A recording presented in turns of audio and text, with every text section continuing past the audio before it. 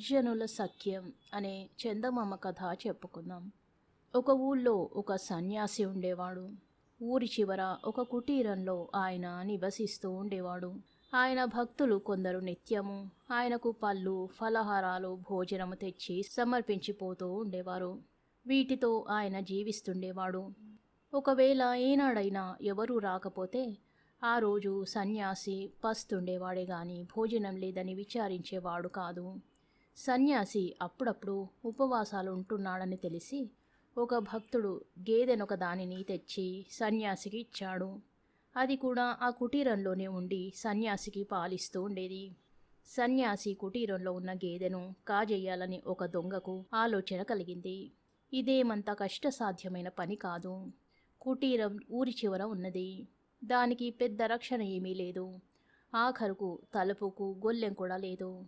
సన్యాసి నిద్రించే సమయంలో లోపల జొరబడి గేదెను విప్పి నిశ్చింతగా తోలుకుపోవచ్చు. అందుచేత ఒక చీకటి రాత్రి దొంగ సన్యాసి కుటీరానికి బయలుదేరాడు. దారిలో దొంగకు మరొకడు తటస్థపడి వెంట రాసాగాడు. ఎవరు నువ్వు? నా వెంట ఎందుకు వస్తున్నావు? నేను వేరే పని మీద పోతున్నాను. నీ దారిన నువ్వు పో అన్నాడు దొంగ. దానిక రెండో మనిషి, నేను భూతాన్ని, ఊరి చివర కుటీరంలో ఉన్న సన్యాసిని చంపడానికి పోతున్నాను. ఈ సన్యాసి ఈ ఊరికి వచ్చింది మొదలు జనం మంచిగా ఉంటున్నారు. అందుచేత వ్యాపారం బొత్తిగా అడుగంటు పోతోంది. ఊళ్ళో అన్యాయాలు, అక్రమాలు, దౌర్జన్యాలు ఏమాత్రం లేకుండా పోయాయి. అందుచేత ఈ సన్యాసిని చంపి ఊరి మీద మళ్ళీ నా పెత్తనం సాగించుకుంటాను. నీ ప్రయాణం ఎందుకా అని అడిగాడు. నా వృత్తి దొంగతనం. నేను ఆ సన్యాసి కుటీరానికే పోతున్నాను. కానీ నా ఉద్దేశం సన్యాసిని చంపడం కాదు. ఆ సన్యాసికి ఒక భక్తుడు పాడి గేదెనొక దానిని ఇచ్చాడు. దానిని దొంగిలించబోతున్నాను అన్నాడు దొంగ. భూతము, దొంగ సన్యాసికి హాని చేద్దామని ఒకే చోటికి పోతున్నారు గనక వారికి సఖ్యం కుదిరింది. స్నేహితుల్లాగా చేతులు కలుపుకొని వారు అర్ధరాత్రి వేళ సన్యాసి కుటీరం చేరారు. ఎక్కడా చడి చప్పుడు లేదు. సన్యాసి కుటీరం లోపల నిద్రపోతున్నాడు. దొంగ తనలో తాను ఈ విధంగా ఆలోచించుకున్నాడు. ముందుగా ఈ భూతం సన్యాసిని చంపబోయే పక్షంలో సన్యాసి అరిచి అల్లరి చేసినట్లయితే నలుగురు వస్తారు. ఆ తర్వాత నేను గేదెను దొంగలించడం సాధ్యపడదు. అందుచేత నేనే ముందు నా పని ముగించుకోవడం మంచిది. తరువాత భూతం దాని చావు చస్తుంది. నాకేం అనుకున్నాడు. అదే సమయంలో భూతం కూడా తనలో ఇలా ఆలోచించసాగింది. ఈ దొంగ ముందుగా గేదెను దొంగిలించడానికి ప్రయత్నించినట్టయితే గేదె అరవవచ్చు.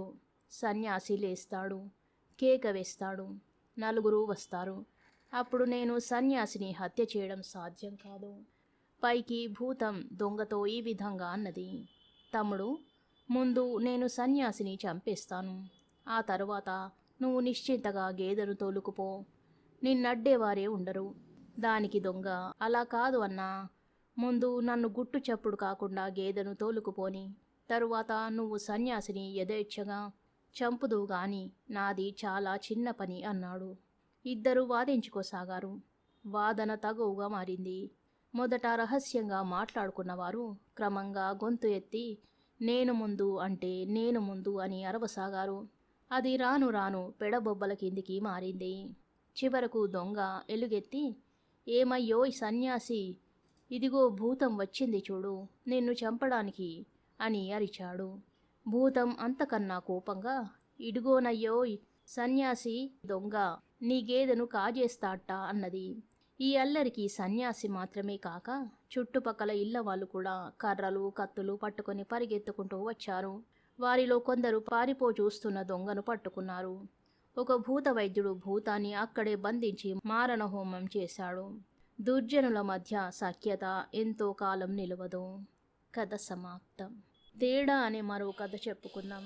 ఆ రోజు ఎదురింటి రోజీ పుట్టినరోజు వేడుకకి వెళ్ళి వచ్చిన దగ్గర నుంచి ఇంట్లో ఎవరితోనూ మాట్లాడకుండా 2 బుగ్గల మీద చేతులుంచుకొని దీక్షగా ఏదో విషయాన్ని ఆలోచిస్తూ కూర్చుంది 6 ఏళ్ల దీపిక. దీపిక తండ్రి వెంకటరాజుకి అది చాలా ఆశ్చర్యంగా అనిపించింది. ఒక్కగానొక్క కూతురైన దీపికను వాళ్ళు ఎంతో అపురూపంగా చూసుకుంటారు మరి. నువ్వేమైనా దీపుని కోపడ్డావా అని అడిగాడు భార్య మైత్రేయిని. లేదే, ఎందుకలా అడుగుతున్నారు అంది మైత్రేయి భర్తతో. మరైతే రోజు గలగల నవ్వుతూ ఇల్లు పీకి పందిరి వేస్తూ అల్లరి చేసి మన దీపిక ఎందుకింత విచారంగా కూర్చుంది? నేను వంటింటి పనిలో పడి గమనించనే లేదు సుమండి. ఎదురింటి డాక్టర్ గారమ్మాయి రోజీ పుట్టినరోజుకి వెళ్ళేటప్పుడు బాగానే ఉందే, పదండి కనుక్కుందాం అంది మైత్రేయి. ఏమ్మా దీపు, అలా ఉన్నావే? లాలనగా అడిగిన తండ్రికేసి చూసిన దీపిక కళ్ళల్లో ఏదో బాధ కదలాడింది. మరేమో రోజీకి ఎన్ని బహుమతులొచ్చాయో నాన్నగారు, కార్లు, బొమ్మలు, బట్టలు అంది రోజీ. వెంకటరాజుకి విషయం అర్థమైంది. అన్నట్టు దీపు, రేపు బడిలో పాటల పోటీలున్నాయన్నావు, బాగా సాధన చేశావా? ఏది, ఒకసారి పాడి వినిపించు మరి అన్నారాయన దీపిక దృష్టిని మళ్లిస్తూ. తను అమ్మ దగ్గర నేర్చుకున్న అన్నమయ్య కీర్తనను తండ్రికి పాడి వినిపించింది దీపిక. తల్లి ఆ పాటలో 1-2 చోట్ల ఎలా చక్కని భావాన్ని పలికించాలో చెప్పి సరిదిద్దింది. మరునాడు సాయంత్రం వెంకటరాజు వచ్చేసరికి దీపిక గుమ్మం దగ్గరే ఎదురయ్యింది. పాటల పోటీలో ప్రథమ బహుమతిగా తనకిచ్చిన త్యాగరాజు జీవిత చరిత్ర పుస్తకాన్ని తండ్రికి చూపించి ఆనందంతో గంతులేసింది. ఎంతో ఖరీదు చెయ్యని ఈ పుస్తకం చూసి ఎందుకంత సంతోషం తల్లి అని అడిగారు వెంకటరాజు నవ్వుతూ.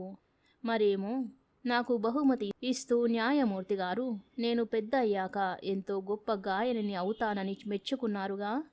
అంటే ఇది నీ ప్రతిభకి గుర్తింపుగా వచ్చిన పుస్తకం అన్నమాట అన్నాడు తండ్రి.